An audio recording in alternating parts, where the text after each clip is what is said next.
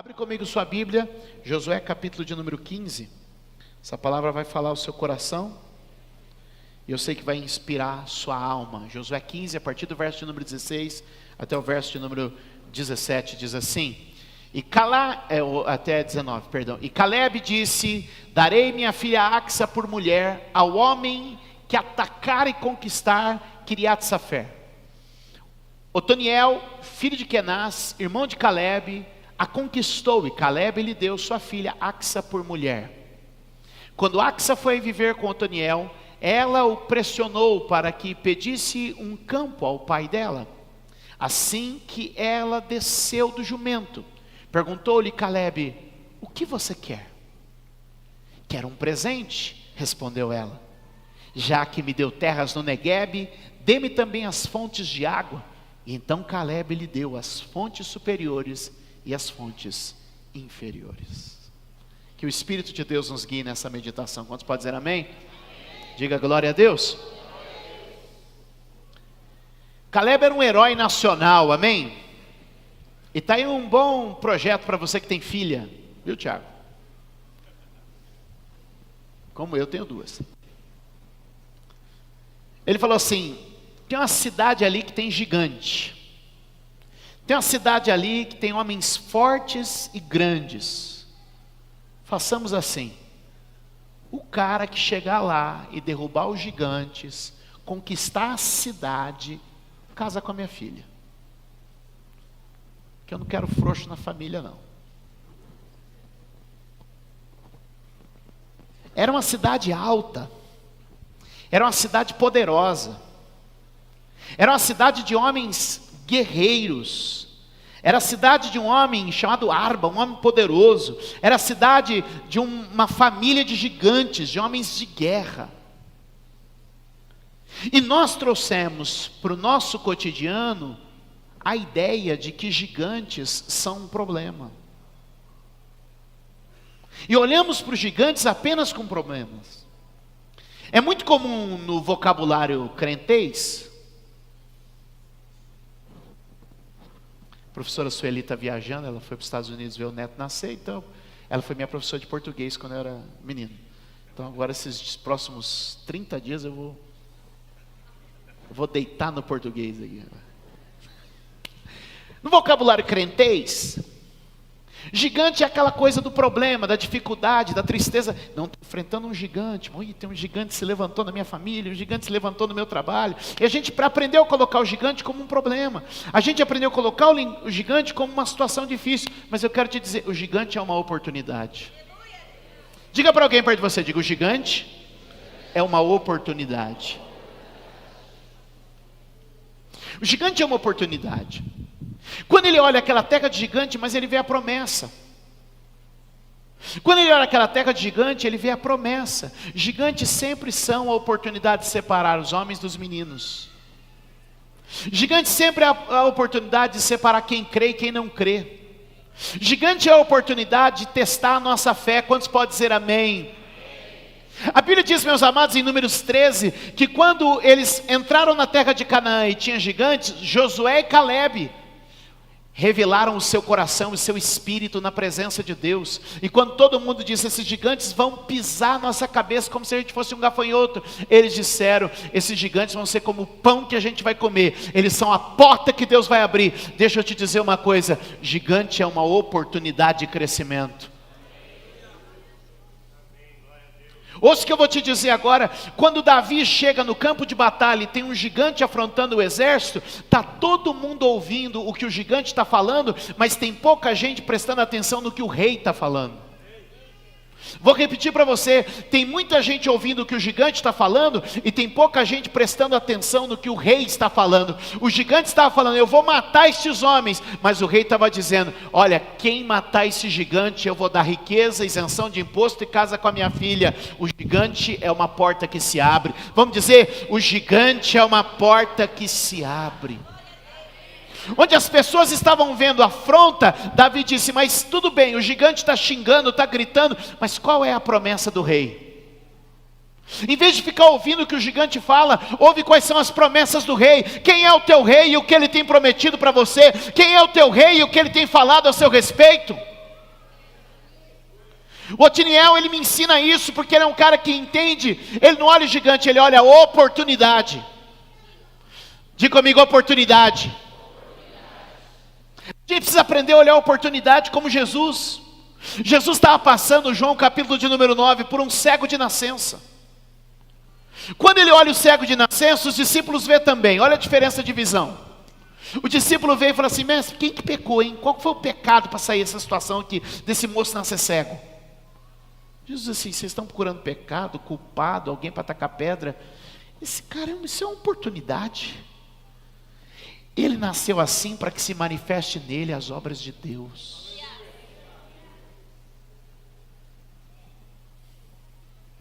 Quando Pedro e João estão indo orar no templo, a porta do templo, chamada Formosa, tinha um cara coxo sentado lá há muitos anos. O que Pedro e João viram? O problema ou a oportunidade? Você precisa aprender a ver a oportunidade. Diga comigo, oportunidade. Guarde 3 coisas que eu queria que você guardasse hoje aqui. As melhores terras são terras de gigantes. As melhores terras são terras de gigantes. Segundo, os melhores lugares da vida estão ocupados. Os melhores lugares da vida estão. A melhor posição na empresa que você trabalha tem alguém. Tem alguém na posição que você um dia gostaria de estar. Porque os melhores lugares da vida estão ocupados. Deserto está vazio, terra seca está vazia. Agora terra boa, rua ruim de comércio está cheia de ponto para alugar, é ou não é? Agora rua de comércio não fica vaga um dia. Por quê? Porque os melhores lugares estão sempre. E aí eu queria que você guardasse uma terceira coisa. Ó, primeiro, terra boa é terra de gigante. Segundo, os melhores lugares da vida já estão ocupados. Já tem alguém vendendo para quem você quer vender. É ou não é? Já tem. Já tem ocupando aquele cargo que você quer ocupar. Então você tem que aprender a terceira coisa. E isso é muito importante para nós. Mudar a nossa mentalidade. Os melhores lugares precisam ser conquistados. Os melhores lugares precisam ser conquistados. E eu queria te ensinar com esses 3 personagens algumas coisas. Primeiro, com Otiniel. Otiniel me ensina sobre oportunidade. Ele percebe que existe uma oportunidade para ele. Ele sabe que o melhor lugar é para ser conquistado. Quem é Caleb? Caleb é o tio dele, um herói nacional. E o cara olha para uma cidade e olha a mente de Caleb. Para casar com a minha filha, tem que ser um conquistador de cidades. Para entrar para a minha família, não pode ter medo de gigante. E Otiniel faz o quê? Isso é para mim. Eu vou subir lá. E a Bíblia diz que ele subiu e tomou a cidade. Ele guiou uma tropa, entrou na cidade e conquistou a cidade. Por isso que a Bíblia diz que o reino de Deus é tomado por esforço. A porta está aberta, mas tem que haver empenho. E aí acontece, ele sobe, abraça a oportunidade, conquista a cidade e casa com a Axa. Vai para casa. Também. Cutuca alguém e fala assim: tá bem, mas pode ficar melhor. A Axa vai me ensinar uma outra coisa. A Bíblia não descreve, mas eu imagino a conversa. Ai, amor, que benção. Ai, como é bom casar com um homem corajoso igual você, assim, meu herói. Ele falou: meu amor, eu olhei dos seus olhos, eu falei assim: vale a pena matar gigante por você.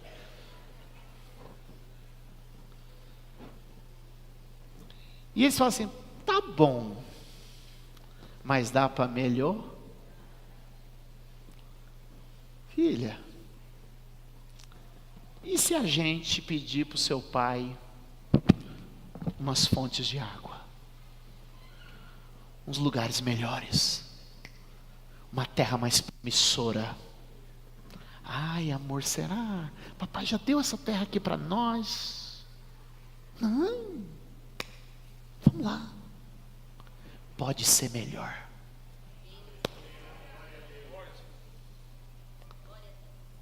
Ai, não sei. Axa, você é filha dele. Né? Eu vou. Tá bom, mas pode ser melhor. Não é pecado querer subir um degrau. Sua vida pode dar um passo além. Se Otiniel me ensina sobre oportunidade, Axa vai me ensinar sobre ousadia. Axa sobe no jumento, vai até a casa do pai. Quando ela desce do jumento, o pai recebe ela de braços abertos e diz assim: filha, o que você quer? E você viu o texto? Pai, eu quero um presente. Pai, eu quero um presente. Guarda essa palavra presente, já eu vou usar ela para você entender o negócio. Eu quero um presente. Aquela moça tem a ousadia de pedir ao pai o que o pai podia dar. Aquela moça tinha a ousadia de pedir mais ao pai do que ela já havia recebido. E eu pergunto: e você? Tem pedido ao pai? E tem revelado ao pai os desejos do seu coração em oração? O pai sabe o que você precisa, ou a sua relação com o pai ainda é fria? A sua relação com o pai ainda é distante?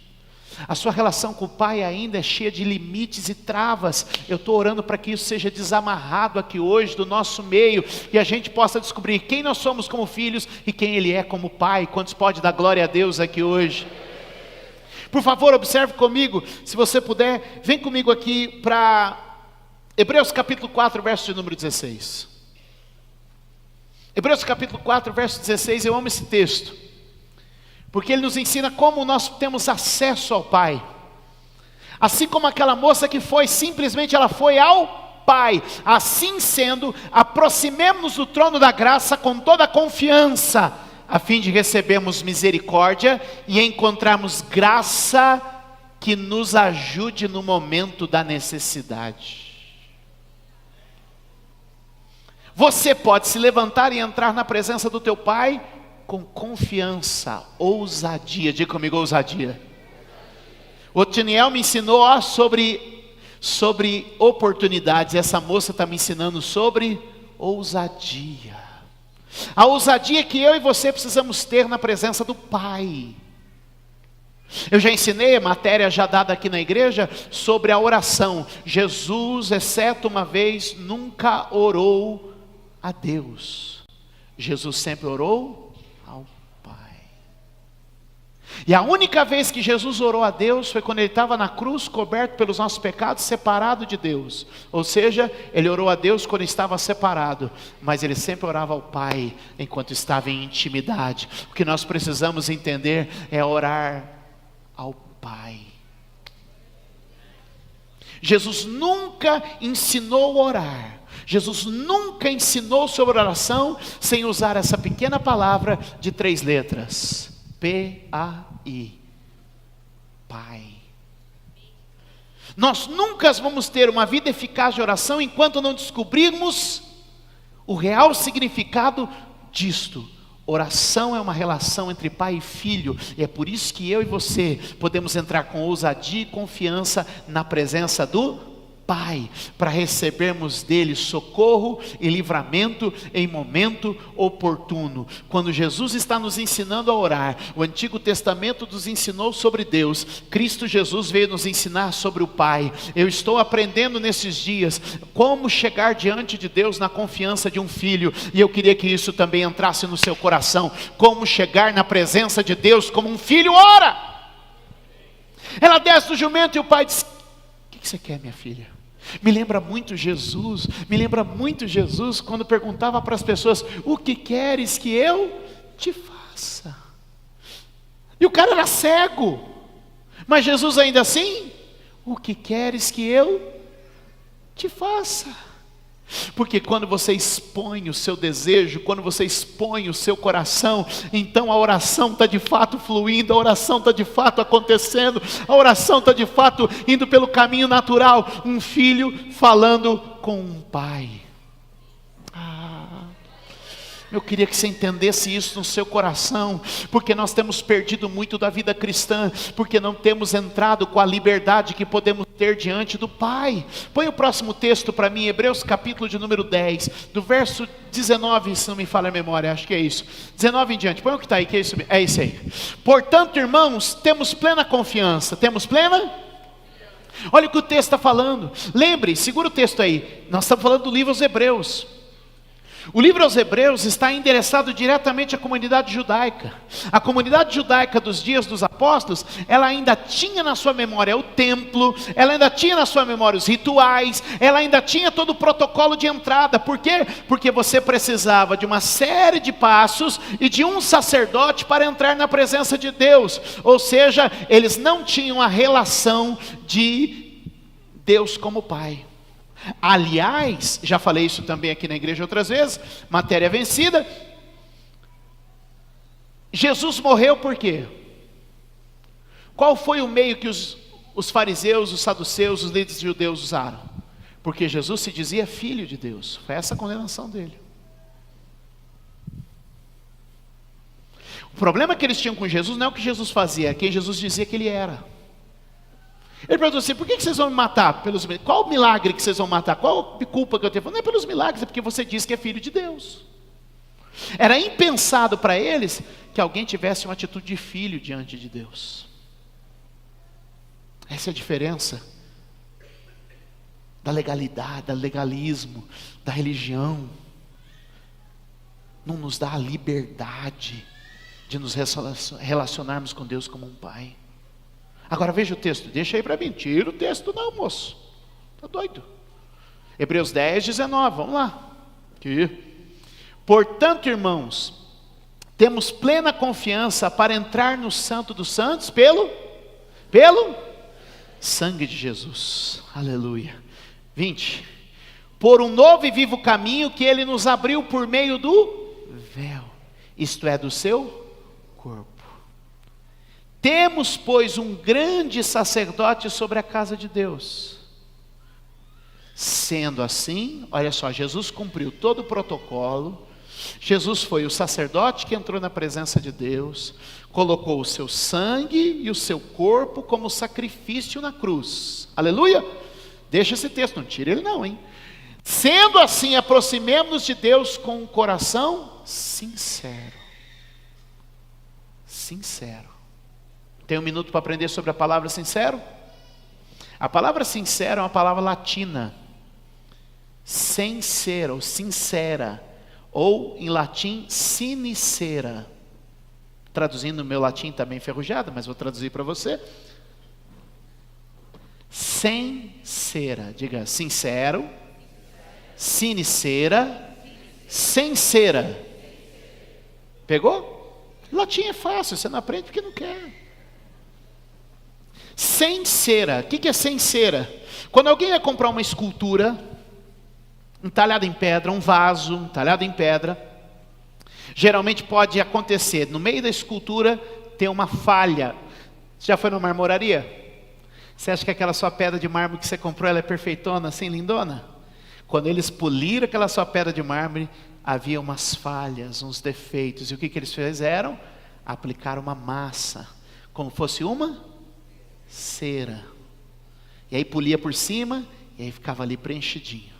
Então quando alguém ia comprar uma escultura, uma obra de arte, então em Roma, nós estamos falando aqui, né, da época dos romanos, então a pessoa ia lá e comprava assim, olha, que bonita, essa caneca, puxa que bacana, olha, perfeita, ela é o que eu estou vendo, ela é sincera, ela é sincera, ela é sincera, ou ela tem defeitos que estão disfarçados?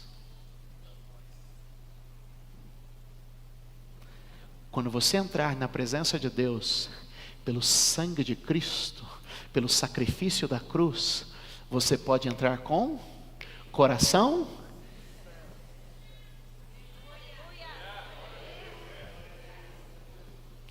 Só uma dessas você tinha que virar para o lado e falar assim, mas esse pastor.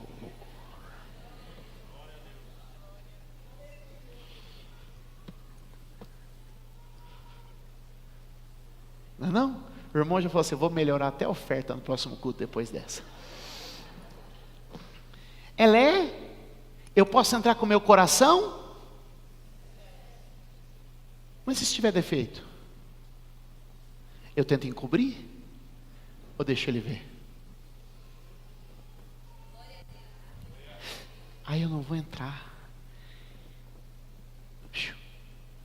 Entra com o coração, com plena convicção de, porque nós somos salvos pela fé,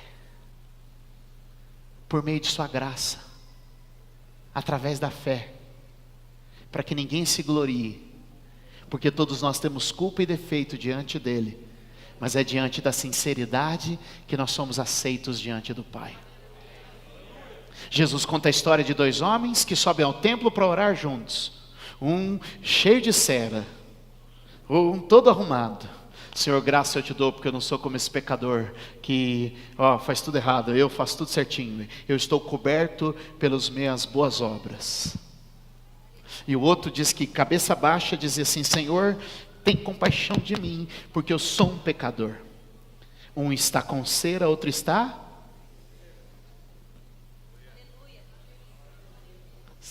vocês aprenderam latim aqui hoje. Extraordinário, né? Vou mandar um boleto para casa de vocês. Escuta. E a Bíblia diz, o que Jesus disse? Um voltou como veio, e o outro saiu justificado. Porque aquele que confessa e deixa, alcança... dá um aplauso aí, vai. Mas vocês não almoçaram ainda? Dá um glória a Deus aí.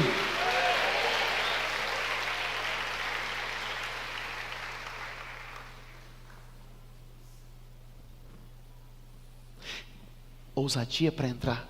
Tirou o texto, cara. Mano.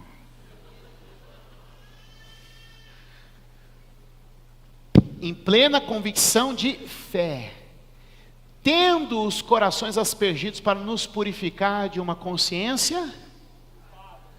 Uma vez que eu entrei com sinceridade na presença de Deus, o que vai acontecer com a minha consciência de culpa? A minha consciência vai ser lavada. Essa acusação da culpa vai sair da minha vida, porque o sangue de Jesus me lavou e me limpou de todo o pecado. A graça de Deus alcançou a minha vida de forma plena, aleluia, e nenhuma acusação há para aqueles que estão em Cristo Jesus e que já não andam mais segundo a carne, ou seja, há uma verdadeira libertação do meu interior, e então é por isso que quem compreende a obra da cruz, consegue entrar com liberdade, ter livre acesso à presença do Pai, sem constrangimento. Por quê? Porque a consciência culpada foi lavada, e os nossos corpos foram lavados com água pura de Deus, ou seja, nós sabemos que podemos entrar na presença do Pai. Diga glória a Deus. E é isso que eu queria que você aprendesse. Do mesmo jeito que Ax entrou na presença de Caleb, você entra na presença do Pai, e o Pai vai estar de braços abertos. Filho, o que você pede? Filho, o que você deseja? E você vai dizer, papai, me dá um presente. Note que a palavra foi? O que ela pediu para o pai? Presente. A palavra para presente é dom. Dom é presente. Presente é dom, no grego. Mas não vou dar aula de grego agora não. Foi demais o latim. Dom. E tem uma coisa sobre presente que você tem que entender. O presente fala pouco de quem recebe e muito de quem dá. Anota essa aí, põe no Instagram, no Stories, e põe meu nome. Faz favor. Júlio Vertulo. O presente fala pouco de quem recebe e muito de quem dá.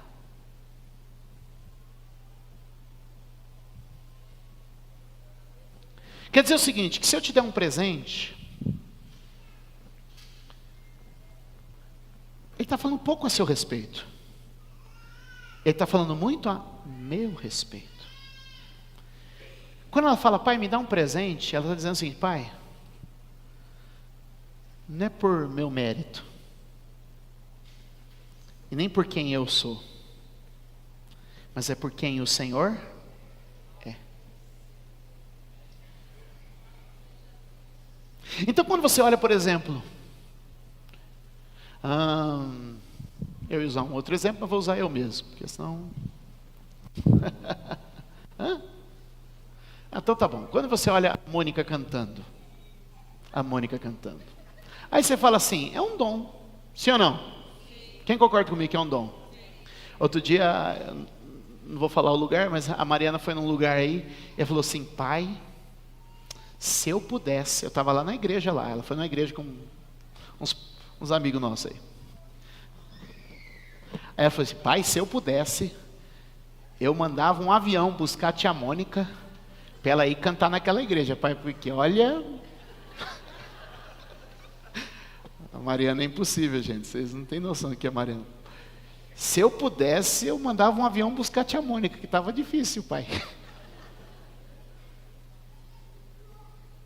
Agora, quando a gente está falando de dom, aí a gente poderia falar assim, olha só, e ela podia subir aqui e dizer assim, é porque eu tenho dom, faço meus ensaios, eu aprendi as técnicas, Mas quando você fala de dom, nós estamos dizendo o seguinte, fala pouco de quem recebeu e muito de quem deu.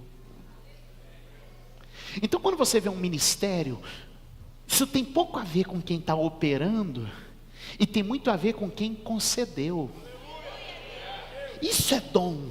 Dom fala pouco de quem está recebendo e fala muito de quem está dando. Então quando você me vê aqui pregando, por exemplo, fala assim, não, isso fala muito pouco a meu respeito. O que você vê acontecer aqui tem a ver com Ele. O que você vê acontecer na vida de alguém pelo dom de Cristo, não está falando de quem recebeu o dom, mas está falando de quem deu o dom. Então quando você vê um dom extraordinário, não fique olhando para a pessoa e pensando, uau, como essa pessoa é. Não, aquele dom, quando você vê um dom extraordinário, olhe para a pessoa e diz assim, uau, como Deus é.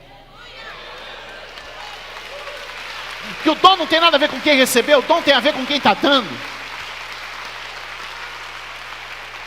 Aleluia!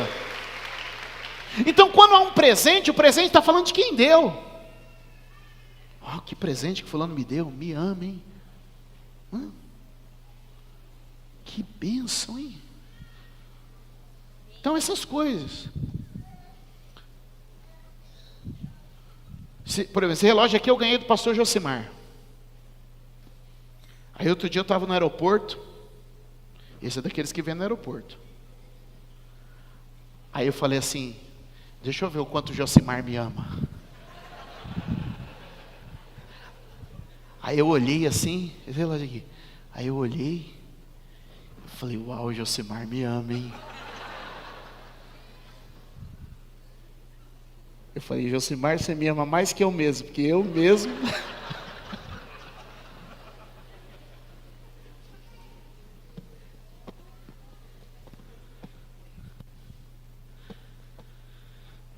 Aquela moça não foi lá tentar alguma coisa que dizia respeito a ela. Ela foi confiante no que dizia respeito ao Pai. É por isso que a salvação é um presente.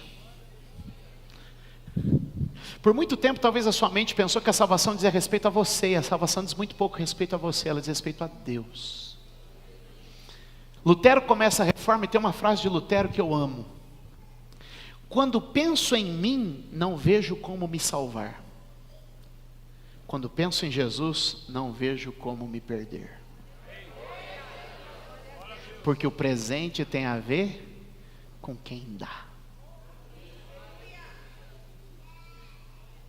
Será que hoje o Espírito Santo não está libertando a minha vida e a sua vida neste lugar? para que a gente possa entrar na presença de Deus e ser livre. Dê um aplauso ao Senhor.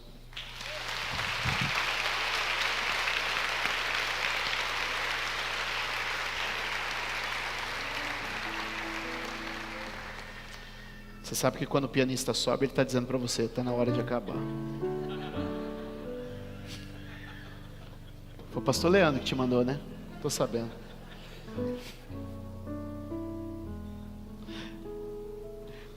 Quando ela chega na casa do pai, e o pai olha para ela e fala assim, o que você me pede? O que você quer? Abre comigo Mateus 7, verso 11. O que você pede? O que você quer?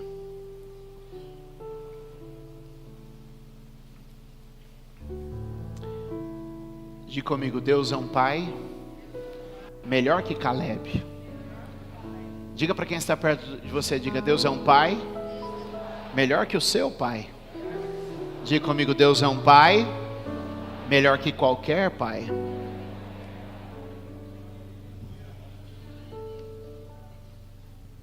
Cristo Jesus veio trazer para nós uma nova relação. Não mais o Senhor e o servo, mas sim o Pai e o Filho. Quantos podem dizer amém? Olha o que diz o texto. Se vocês, apesar de serem maus, sabem dar boas dádivas aos vossos filhos, aleluia, sabem dar boas coisas aos seus filhos, quanto mais o vosso Pai Celestial dará coisas boas aos que lhe pedem.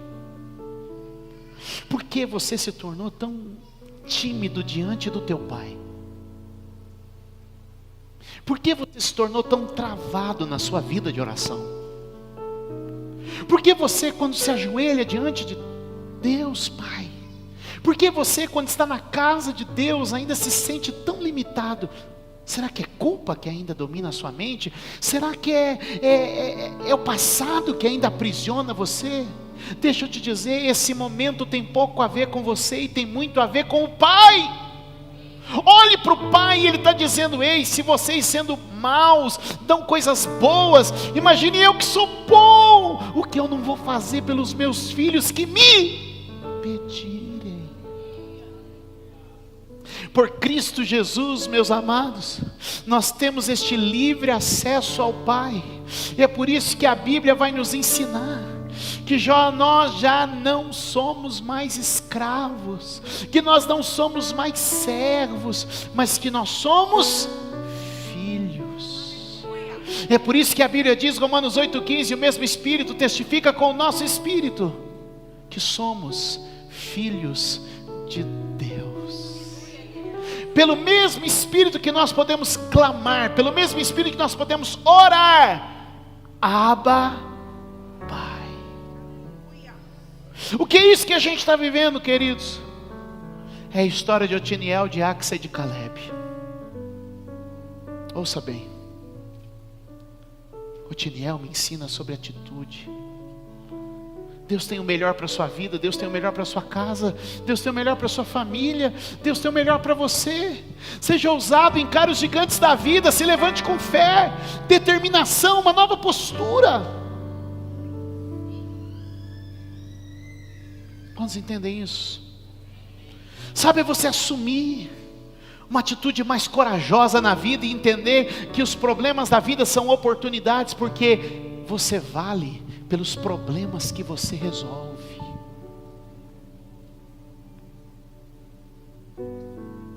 Os problemas que você resolve determinam o tamanho da sua recompensa.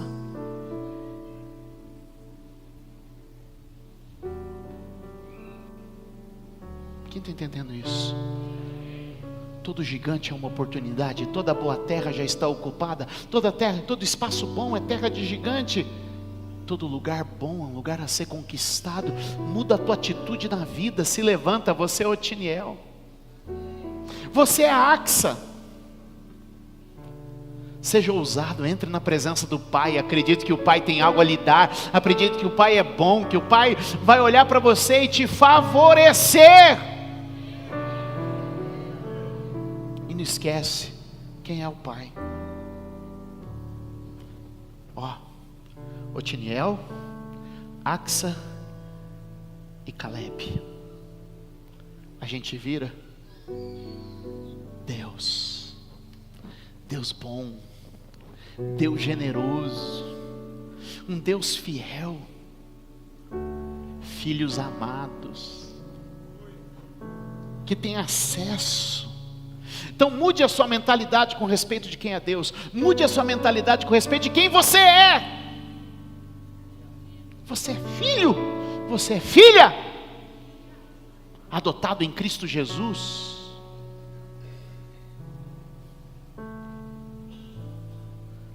Aproveite as oportunidades da vida. Fique de pé. Aleluia.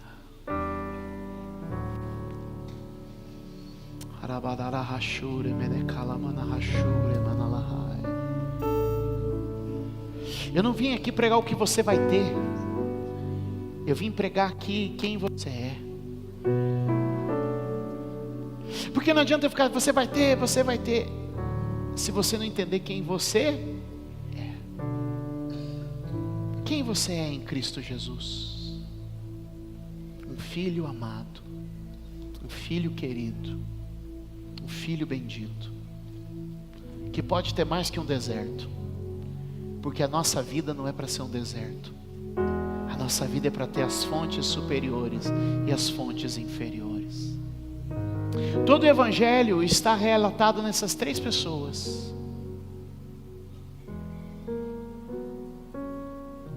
Otiniel pode ser Jesus, aquele que venceu o valente, aquele que conquistou por nós.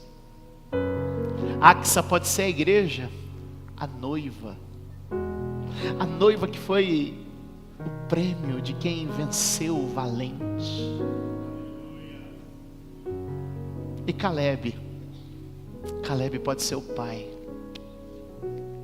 que vai nos dar as fontes inferiores e as fontes superiores.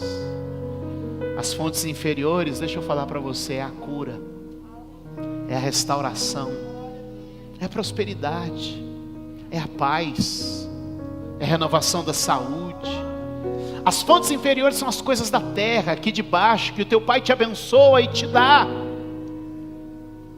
Mas ele não deu só as fontes inferiores, ele também deu as fontes superiores. Os dons que vêm do alto, a graça que vem de cima, o Espírito Santo que desce como chuva e que vem sobre nós também. Quando o nosso noivo conquistou o monte alto no Calvário e lá venceu, derrubando o gigante do pecado. Quando nós fomos aceitos como filhos diante de Deus, nós chegamos diante do Pai, e Ele diz: as fontes de baixo e de cima virão sobre vocês. Eu creio que esta manhã é uma manhã onde as fontes estão abertas para mim e para você. Abre os teus braços para Ele e ore ao Pai, com toda a liberdade, com a consciência limpa, lavada, sabendo que Ele é quem te perdoa das tuas iniquidades e dos teus pecados. Ele é quem te purifica de toda a consciência má. Ele é quem te liberta de toda a podridão e sujeira, e que você, por Cristo Jesus, é aceita diante dEle. E Ele sabe recompensar, dar o bem àqueles que o